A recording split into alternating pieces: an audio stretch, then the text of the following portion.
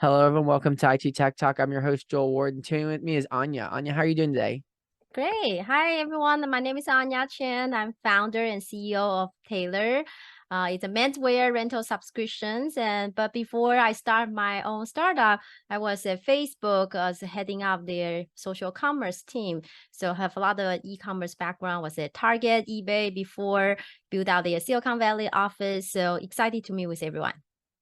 Awesome. Yeah, I actually think it's really cool because we were talking in the beginning before we started the show, and you were saying you've been on TED Talk. So you've spoken at a TED Talk before. Yes. So before, outside of my corporate life of leading product team and marketing team for tech company, I have been 10 years as a volunteer career coach. I published 2 books. And so I've been passionate about helping people to be the better version of themselves. And I was on TED Talk talking about those topics. And that's also why I launched Taylor to help people look good without buying clothes. No, that's awesome. So tell me a little bit about your books. What are your books about? Well, you have 2 books? Yes. So, my first book was a little bit about helping how to do I get from I'm originally from Taiwan, and Okay. then I came to the US and kind of achieved my American dream, leading large team in tech company. Mm-hmm. So one interesting story there was when I graduate from my master's degree in Northwestern University with a marketing degree. It was happened to be 2008, right after Lehman Brothers went bankruptcy. So there was no job anywhere. The unemployment rate was high. So I was like, hey, I didn't get any job interview out of campus. So I went to all other school department and I wait outside. Anyone finish a school campus interview, I went on there and delivered my resume, say, sorry, I wasn't able to get on the interview, but this is my resume. And no one responds to me. And people say, Anya, you're dumb. Like, finding a job is about networking. It's not cold calling. Like Ariane another day in another show talk about, it's not about selling, it's building the trust. And so I was like, I don't have any connection. I just arrived in the US, don't know anyone in the US yet. Oh, I actually know a lot of professors. So I knock on the door of a lot of professors in school, different programs, engineering school, journalism school, MBA. And then I say, I'm Anya, I'm looking for a job. And they say, I don't have a job for you. But one professor say, you know what, but you can come to a speech and listen to a panel tomorrow that happened to have a panel. I went there. It was CEO of a farmers magazine company. They publish a magazine for farmers. So I talked to her and she's like, you can come to have a networking talk with my digital team. So I went there, I talked to them. I think it's a fascinating company with media background. My background was a reporter before and also doing marketing. 2 weeks went by, no one followed up with me. I called the HR person and the HR person said, please stop calling me. I was laid off. Even HR was laid off. So I was like, you know what? Chicago is the 3rd largest city in the US. So must be because it's too small. So there's no job. I need to go to bigger city. New York and LA, bigger. So I went to New York and to LA. I found 2,000 alumni from the school list and I cold calling every one of them. I was interested in media company. I bought newspaper on the newsstands. And on newspaper, the people say, if you want advertise, email this number, call this number. So I call them.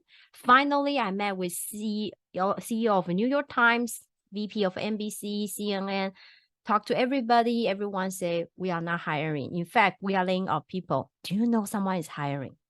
I went back to Chicago. I emailed the Farmers Magazine company again. I say I met with a lot of people in different cities who are also media company. Do you want to know what your competitors does? I put together a business plan before I go. I interview those farmers and I cold calling their advertisers on the magazine. I put a business plan. I say, if you want to do digital transformation, you need someone who have some marketing background, knowing a little bit about digital, just graduate school for very cheap. And it was me. So yeah, the first book was a lot about the experience of job searching, career, resume. And then second book was a lot about what I learned at Facebook, how to build a pitch deck, how to do product management, how to do marketing, how would you argue with your colleague, how would you make sure your boss is happy, office how-tos. That's awesome. So question, you've worked at all these places and you've done all this stuff. So wasn't it discouraging, like just being in the US and like not being able to find a job right away? Was it discouraging in a way? A lot of people ask me like, Anya, will you really feel like you have to be staying in the US and why you like to submit 500 customized resume, cold calling 2,000 people? Like, what are you thinking? I was like, you know what? I actually doesn't think I have to stay. I just think that I want to try my best. If I try everything and if I fail, then I won't have any regret. I want to fail because that I wasn't good enough. I don't want to fail because I didn't try all my best. Yeah. So that to me, so a lot of people, and I've had this conversation with some people who are like, right now there's everybody's hiring because there's nobody in there, and people are very picky. And I had this conversation with someone, and they said the reason I am so picky with my choices and employees is because I want the right fit for my company. I don't just want someone who's going to come in and give me their half best. I want someone who's going to give me their all and their best, and they're going to produce the abundance in like the I can't think how you say it. Basically, he wants flow of work, like the workflow to be well. He wants the money to flow in. He wants people who are going to be on the team and not just for themselves. And one of the things I've realized in business is that people tend to want to just throw themselves out there, and they don't throw themselves out there in a good way. And it seems like you customize your resumes, you put yourself out there in a professional way, and yet people were still, like, and this is I don't know what year was that when you first came to the US? What year was that? It was 2007, and then 2007. I Okay. got a job in 2008. So people like so this time and launching a startup, people were like, you know what, you finally work your way up and then leading large tech and product team, marketing team in Facebook, eBay, Target, McDonald's. Like, why are you starting over? But again, I feel like yes, I can work for Google, but I can also try to build the next Google with Hmm. 0.000% chance to succeed. But if I don't try, I don't know. And at least if I try, there's a chance. Yeah. So on top of that, you started Taylor. And when did you start Taylor? Yeah, I started Taylor last year. So working for big tech companies is amazing. Lots of great opportunity. Hmm. But end of the day, you are one of 50,000 people who trying to fulfill someone else's visions. Hmm. And as I mentioned earlier, I'm passionate about helping people look good as a volunteer career Yeah. coach.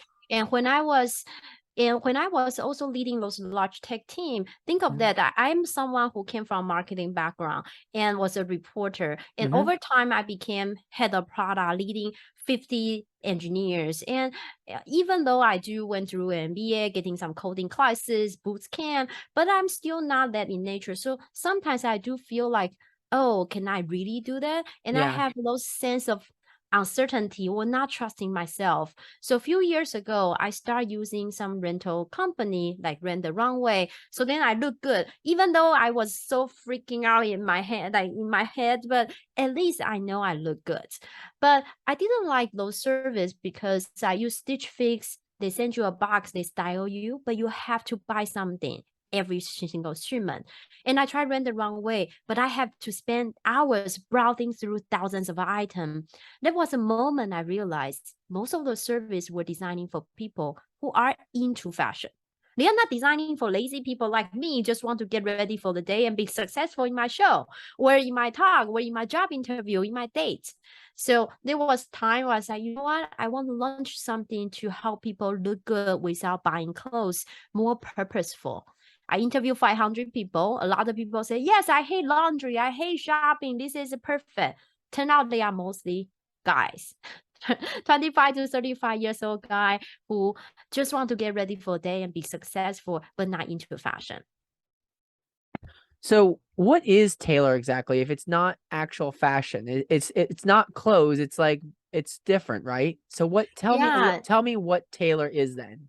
yeah, it's a menswear rental subscription. So people pay a monthly fee of $88. Our personal stylist and our artificial intelligence will help you to pick the perfect item to make you stand out. And the item will arrive clean and ready to wear. You wear them for a couple weeks. There's no commitment to buy. And once you are done, you send back the dirty clothes and get new ones. No more shopping, no laundry. If you turn out really love it, want to keep it, you can keep it with up to 70% discount because it's a pre-owned item. So you can support sustainability with circular fashion. And we also help our brand partners. We have over 100 brands globally in the US and Canada, and a lot of them sustainable brand from Europe. And so we also help people to contribute to sustainability and help those brands to know better about the market trend, so then they won't produce stuff that people don't want end up in the landfill. Oh, that is actually really cool. I need when this show's over, I want to have all your links to your tailor in. I want to put them in the show notes so people can click into that and get access to that. That is actually really cool. I know that I've never subscribed to those like clothing line things, but I've always thought the just the idea of it has been really cool, and that someone out there is like, hey, you would look good in this. Someone customized, tailor would be like, hey, like you look good in this outfit, and they know what you look like and they know what you need. And I think that the idea of that is just fantastic. And like I remember when the ideas like that and DoorDash and all these little like these things came up where people like pick things for you, or even subscriptions for like soaps or like colognes or wines, or like all these subscription based stuff popped up. I was like, these aren't gonna last, and yet all these people use them to get these really cool items. And I think that's really cool how you have it so you can send it back, no commitment, and it's washed for you, and you can pick something else. I think that's really cool. So what what really made you want to start Taylor? Like what was your idea? Like were you just sitting there one day and thought that like because like there's no really fashion things for you, that's why you decided to start Taylor? Was just so you had something you could go to every day? Or was it just like I got all these friends who literally are just like me and I want to give them something where they don't have to feel committed to something? Is that it? What was your idea? What was your thought process on creating Taylor? Sure. Besides the story of my personally was had a hand point, I have a really close friend called Guan. He's a hardware engineer. He built antennas.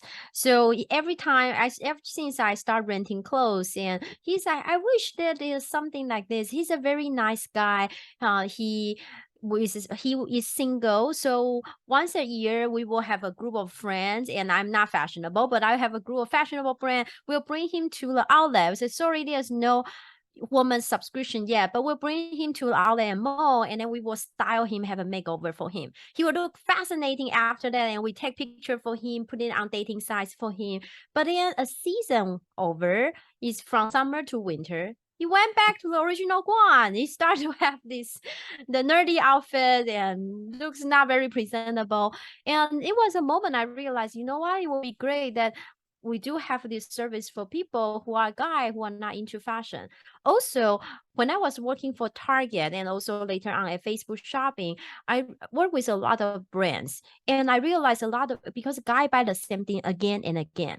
As a result, brands they couldn't get new customer, and they don't. It's hard for them to predict what's going to sell.